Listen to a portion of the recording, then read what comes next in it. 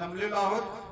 आज आपण या ठिकाणी महाड सत्याग्रह दिन म्हणजे पाणी आणि मानवतेचं जे नातं आहे ते सर्वप्रथम डॉक्टर बाबासाहेब आंबेडकरांनी जगाला सांगितलं। मी युनो मध्ये गेल्यानंतर त्या ठिकाणी त्याच विषयावर चर्चा झाली आणि मी म्हटलं की भारतामध्ये पाणी आणि मानवतेचं नातं 20 मार्च 1927 ला इस्टॅब्लिश झालं आणि ते भारताचे महान नेते डॉक्टर आंबेडकर यांनी ते इस्टॅब्लिश केलं आणि तोच दिवस आपण 20 मार्च हा दिवस राईट्स टू वॉटर डे म्हणून साजरा करतो। World rights to water day युनोलाही आम्ही मागणी केली की हा दिवस जो आहे हा world rights to water day म्हणून साजरा करण्यात यावा।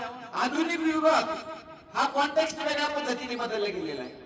आपल्याला 7 दिवसाला पाणी येतं, काही जिल्ह्यामध्ये 15 दिवसाला, जालन्यासारख्या ठिकाणी 15 दिवसाला पाणी येतं। त्या लोकांनी कसं जगायचं हा मोठा प्रश्न लोकांसमोर आहे। आपण जर बघतो आपल्या संभाजीनगर, छत्रपती संभाजीनगर शहरामध्ये सुद्धा वॉटर मीटर बसवण्याची चर्चा चालू आहे। त्या वॉटर मीटरची जी किंमत आहे 9,000 रुपये सोडते की साहेब एका, ज्या ठिकाणी पाणी 8 दिवसाला येतं, 5 दिवसाला येतं त्या ठिकाणी आणि त्याचा वेळ पण काय अर्धा तास 1 तास आहे आणि कनेक्शन आहे अर्धा इंची। मग डिस्चार्ज कॅल्क्युलेट करता येतो।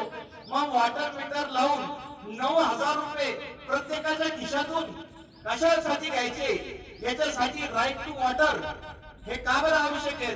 ते राईट टू वॉटर हे आवश्यक आहे। साहेबांच्याच जिल्हा परिषद सदस्य असलेल्या वाळूच्या ठिकाणी ते मागच्या आठवड्यात एक आंदोलन झालं पाण्याचं।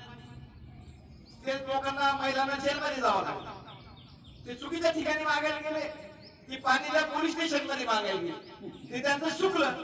परंतु जर तो कायदा जर असता तर त्या पोलिसांनी त्यांना धरून घेऊन जायच्या ऐवजी त्या पोलिसांनी त्यांच्यासाठी जो पाणी सोडत नाही त्याच्यावर कारवाई केली असते। याच्यासाठी राईट टू वॉटर कायदा अत्यंत आवश्यक आहे। पाणी हक्क कायदा अत्यंत आवश्यक आहे आणि त्यासाठी आपण